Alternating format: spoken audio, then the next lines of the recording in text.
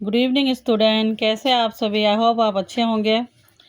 तो इससे पहले बच्चों ने मुझसे डिमांड किया था कि मुझे कोर्स ए का भी मुझे चैप्टर को एक्सप्लेन करके बताइए। तो मैंने भी अब कोर्स ए का भी शुरू कर दिया है बच्चों। तो कोर्स ए का क्लास 9 का हिंदी का पहले मैंने स्टार्ट किया है। इसमें आपका जो चैप्टर है अंबर टेक्स्ट बुक है और भागवान, उसमें से आपका एक चैप्टर है गिल्लू। गिल्लू का आपका कोर्स बी में भी आप लोगों ने पढ़ा होगा, जो कोर्स बी के स्टूडेंट है। ये जो क्लास 9 में गिल्लू भी संचयन में है चैप्टर में। तो यहाँ देखिए बच्चों, गिल्लू चैप्टर है। चैप्टर का नाम है गिल्लू। महादेवी वर्मा का ही लिखा हुआ है, ये कहानी भी सेम ही कहानी है बच्चों।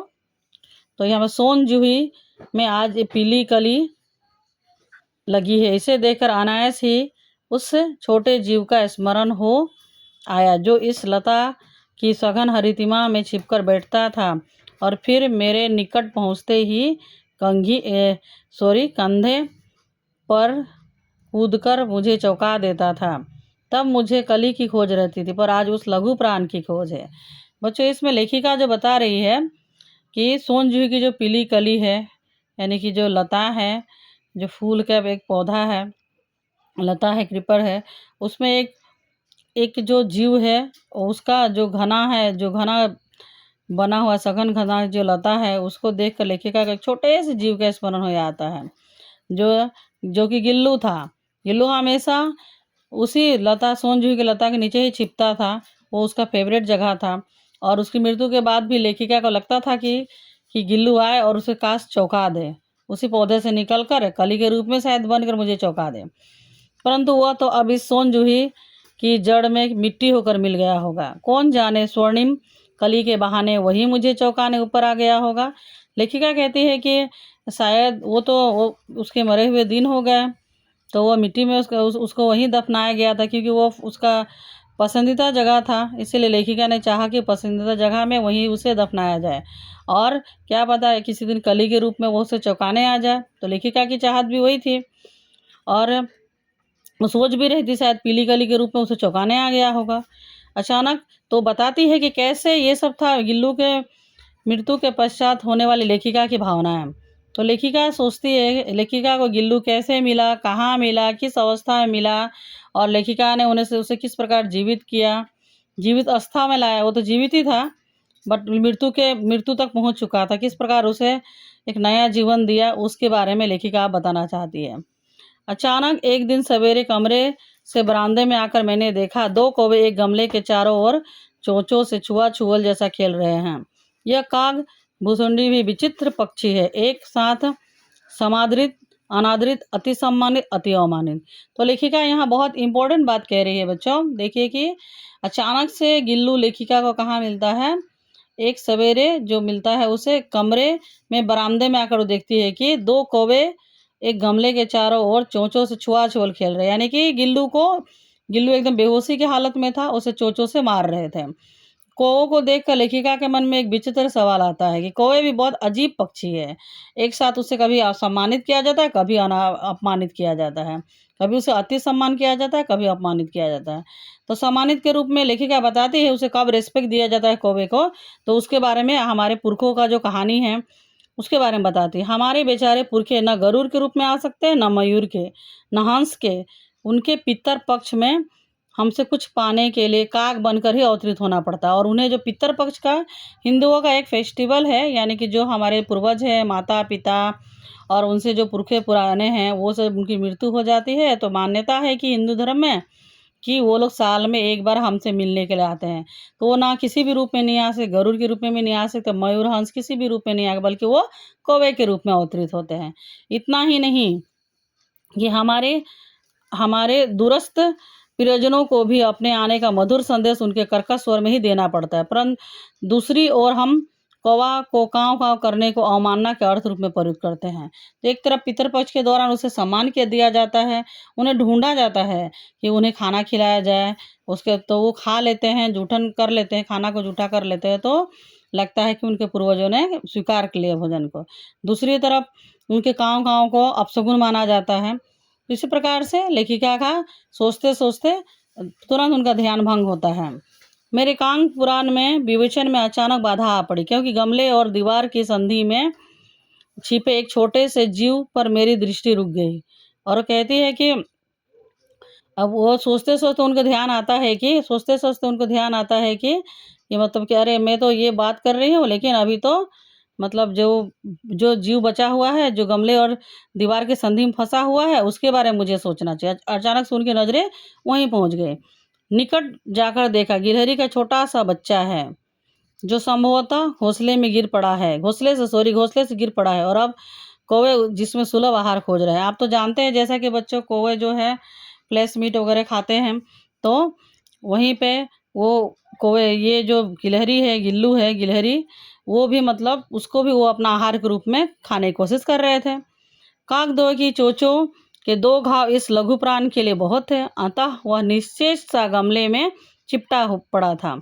मतलब जो कौवे के चोंच तो बहुत नुकीले होते हैं बच्चों, तो वो 2 बार अगर जोर से प्रहार कर देता तो वो छोटा-सा जीव मतलब उसका तो उसी समय अंत हो जाना था। इसलिए चुपचाप सा बेहोशी की हालत में गमले से चिपका हुआ था। उसके बाद परंतु मन नहीं माना।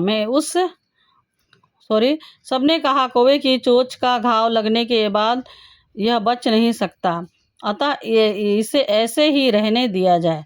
और घर के लोग कह रहे थे कि ये तो मतलब बचेगा नहीं अब, कौवे का चोंच लगने से तो कोई भी नहीं बच पाता है, क्योंकि उनका जो चोंच बहुत नुकीला होता है।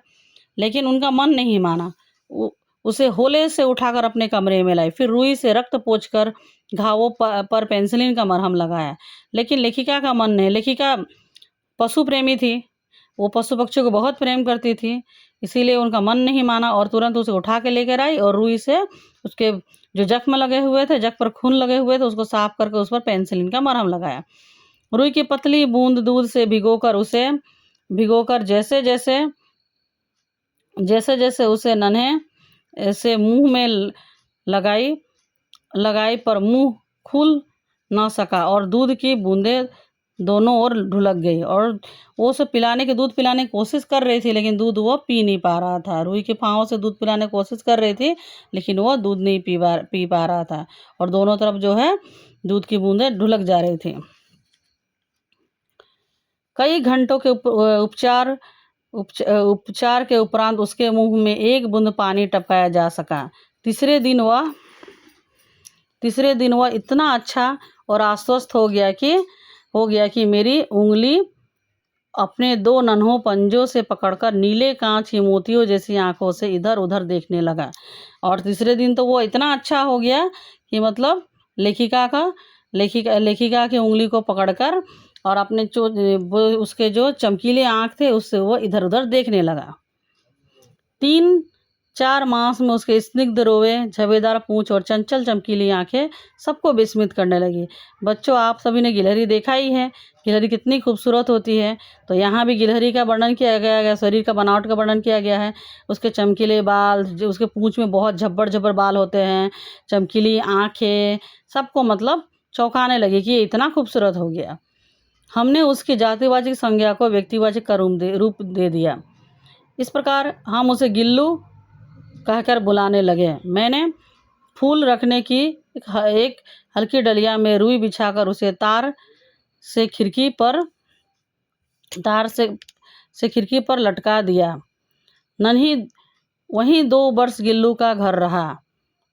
वह स्वयं हिलाकर अपने घर में झूलता और अपनी कांच के मनकों सी आंखों से कमरे के भीतर और खिड़की से बाहर न जाने क्या देखता समझता रहता था, परंतु उसकी समझदारी और कार्यकलाप पर सबको आश्चर्य होता था। जब मैं लिखने बैठती तब अपनी और मेरा ध्यान आकर्षित करने की उसे इतनी तीव्र इच्छा होती थी कि उसने एक अच्छा उपाय खोज निकाला और लेखिका ने जिस जगह को उसका अपना घर बना दिया था वहीं गिल्लू रहता था और अपनी कांच की मनकूसी आंखों से भीतर खिड़की से बाहर क्या देखते रहता था, वो सब उसकी क्रियाकलाप, उसका जो बॉडी मूवमेंट था, जो क्रिएटिविटी था, उसका एक्टिविटीज़ था, उसको देख देख के हैरान रहते थे। और जब भी लेखिका लिखने बैठती थी तो वह मतलब हमेशा अपना कुछ ना कुछ करके अपना ध्यान जो अपनी तरफ आकर्षित करने की कोशिश करता था। वह मेरे पैर तक आकर सर से पर्दे पर चढ़ जाता, फिर उसी तेजी से उतरता। उसका यह दौड़ने का क्रम तब तब तक चलता जब तक मैं उसे पकड़ने के लिए ना उठती थी। और जब लेखिका लिखने बैठती थी तो गिल्लू चाहता था कि लेखिका उसे पकड़े, लेकिन वो कोशिश करता था कि लेखिका तुरंत आकर उसे पकड़े, लेकिन इसीलिए वो पर्दे पर चढ़ता था, सर से ऊपर नीचे करता था और इतनी तेजी से करता था कि जब तक लेखिका उठकर उसे पकड़ न ले तब तक वो कंटिन्यू उसी क्रम में ऊपर नीचे करते रहता था। कभी मैं गिल्लू को पकड़कर लंबे लिफाफे में इस प्रकार रख देती कि उसके अगले 2 पंजों और सिर के अतिरिक्त सारा लघुघात लिफाफे के भीतर बंद रहता। इस अद्भुत स्थिति में कभी कभी घंटों मेज पर दीवार के सहारे खड़ा रहकर वो अपनी चमकीली आंखों से मेरा कार्यकलाप देखता रहता। भूख लगने पर चिक चिक करके मानो वह मुझे सूचना देता और काजू या बिस्कुट मिल जाने पर उसी स्थिति में लिफाफे में बाहर वाले पंजों से पकड़कर उसे कुतरता। और गिलहरी का जो खाद्य पदार्थ होता है, काजू उसका प्रिय भोजन होता है, प्रिय खाद्य होता है। तो वह काजू मिलता था खाने के लिए, उसको बिस्किट मिलता था तो वह उसे खाता था और फिर उसी हालत में लिफाफे में कुतर कुतर के खा के बैठे रहता था।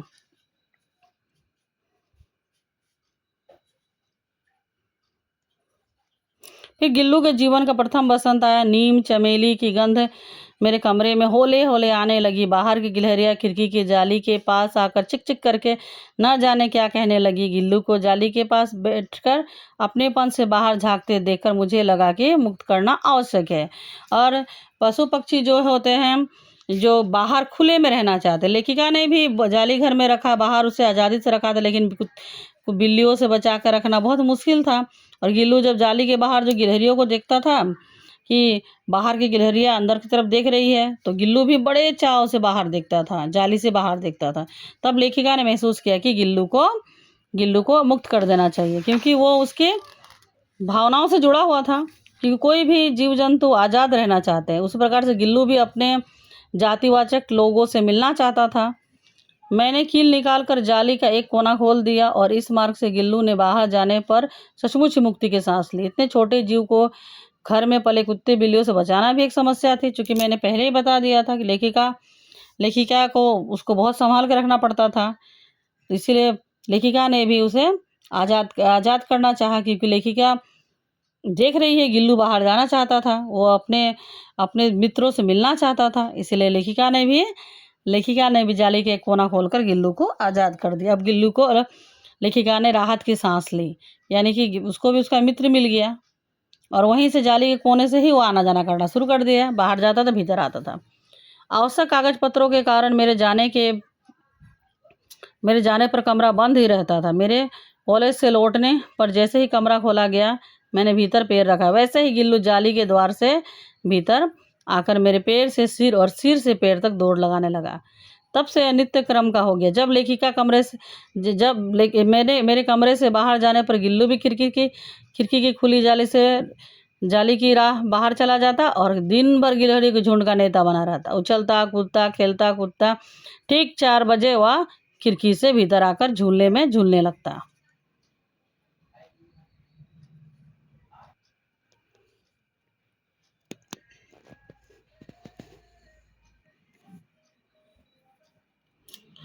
और जब लेखिका बाहर जाती गिल्लू बाहर चला जाता, जब अंदर आती वो अंदर आ जाता। मुझे चौंकाने की इच्छा उसमें ना जाने कब कैसे उत्पन्न, कभी फूलदान के फूलों में छिप जाता, कभी पर्दे की चुन्नट में, कभी सोनझुई की पत्तियों में। तो इस प्रकार से वो हमेशा लेखिका को चौंकाते रहता था। गिल्लू, मेरे पास बहुत पशु पक्षी है और उनका मुझसे लगाव भी कम नहीं है। लेखिका पशु पक्षियों से बहुत प्रेम करती थी। लेखिका के पास बहुत सारे पशु पक्षी थे, सबको प्यार करती, लेकिन गिल्लू उनमें बहुत अलग था। परंतु उनमें से किसी को मेरी थाली में खाने की हिम्मत हुई हो ऐसा मुझे स्मरण नहीं आता। गिल्लू इसमें अपवाद था। जैसे ही खाने के कमरे पहुंचती वह खिड़की से निकलकर आंगन की दीवार बरामदा पार करके मेज पर पहुंच जाता और मेरी थाली में बैठ जाना चाहता था। बड़ी कठिनाई से मैंने उसे थाली के पास बैठना सिखाया, जहाँ बैठकर वह मेरी थाली में से एक एक चावल उठाकर बड़ी सफाई से खाता रहता। काजू उसका प्रिय खाद्य था, चूँकि मैंने पहले ही बताया कि काजू गिल्लू का प्रिय खाद्य था। और कई दिन काजू न मिलने पर वह अन्य खाने की चीज़ों या तो लेना बंद कर देता या झूले में नीचे फेंक देता था।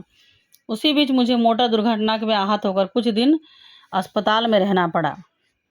परंतु उन दिनों जब मेरे कमरे में दरवाज़ा खोला जाता, गिल्लू अपने झूले से उतर कर दौड़ता और फिर किसी दूसरे को देखकर उसी तेजी से घोंसले में जाकर बैठता। यानी कि गिल्लू हर वक्त लेखिका को खोजता था। लेखिका कार दुर्घटना की वजह से अस्पताल में थी और जब उसके कमरे में कोई आता था वो सोचता था कि लेखिका आ गई, वह तुरंत उतर के जाता था, लेकिन दूसरे को पाकर वह दुखी हो जाता था और उसे उसका फेवरेट जो खाद्य था, प्रिय भोजन था काजू, वो भी दिया जाता था। लेकिन वह उस दिन जब तक लेखिका अस्पताल में थी उस दौरान बहुत ही कम खाता था, यानी कि जीवित रहने के लिए।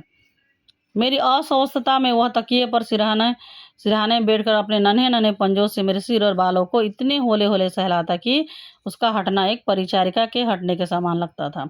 लेखिका जब बीमार थी जब वो अस्पताल से बाहर घर आती है तो गिल्लू उनके सिरहाने पे के पास बैठे रहता है। जैसे सब कोई हमारे घर में हमारे प्रियजन हमें सिर को सहलाते रहते हैं राहत मिलने के लिए कुछ पीड़ा से, तो उसी प्रकार से दुख तकलीफ से उसी प्रकार से गिल्लू भी था, जैसे कि सेविका की तरह उनकी देखभाल करता था। जैसे हट जाता था लगता है कोई सेविका हट गई।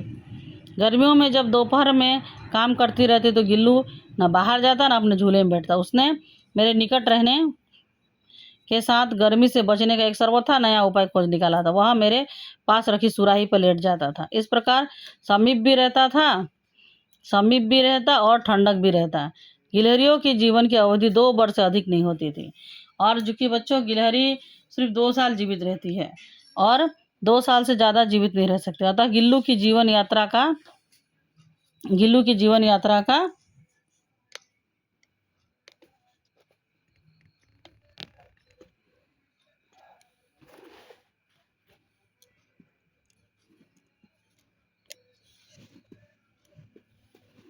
अंत आ ही गया। दिन भर उसने न कुछ खाया न बाहर गया। रात में अंत की यातना में भी वह अपने झूले से उतरकर मेरे बिस्तर पर आया और ठंडी पंजों से मेरी वही उंगली पकड़कर हाथ से चिपक गया जिसे उसने अपने बचपन की मरणासन स्थिति में पकड़ा था। जिस हालत में लेखिका को बचपन में मिला था उसी हालत में मरणासन स्थिति में उसने लेखिका को उसी उंगली में पड़ा।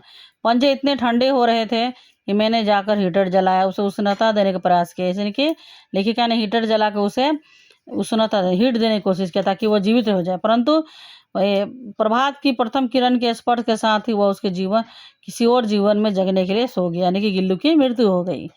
उसका झूला उतार कर रख दिया गया, खिड़की की जाली बंद कर दी गई, परंतु गिलहरियों की नई पीढ़ी जाली के उस पार चिक चिक करती ही रहती है और सोनजूही का बसंत आता ही रहता है। सोनजूही की लता के नीचे गिल्लू की समाधि दी गई क्योंकि गिल्लू का वो फेवरेट प्लेस था, इसलिए भी कि वो लता उसे अधिक प्रिय थी और इसलिए लेखिका का विश्वास भी था कि किसी दिन उस लघु घात यानी कि छोटा सा जो शरीर का वाला जीव था वो बासंती दिन में यानी कि स्प्रिंग सीजन दिन में और जूही के पिताब छोटे फूल में खिल जाने का विश्वास मुझे संतोष देता है। यानी कि लेखिका को लगता है कि गिल्लू किसी न किसी दिन किसी फूल के कली के रूप में उनसे मिलने आएगा, यानी कि उनके पास उन्हें चौंकाने आएगा। तो ये था लेखिका का एक पशु प्रेम, गिल्लू के प्रति प्रेम, गिल्लू के साथ उनका क्या बॉन्डिंग था, गिल्लू को उन्होंने कैसे बचाया, किस हालत में गिल्लू मिला था, गिलहरी से गिल्लू कैसे बना, वो कहानी था। ठीक है बच्चों, आई होप बच्चों आपको समझ में आई होगी। इसके बाद मैं नेक्स्ट चैप्टर को एक्सप्लेन करूँगी और इसका क्वेश्चन आंसर भी आपको बताऊँगी। Thank you.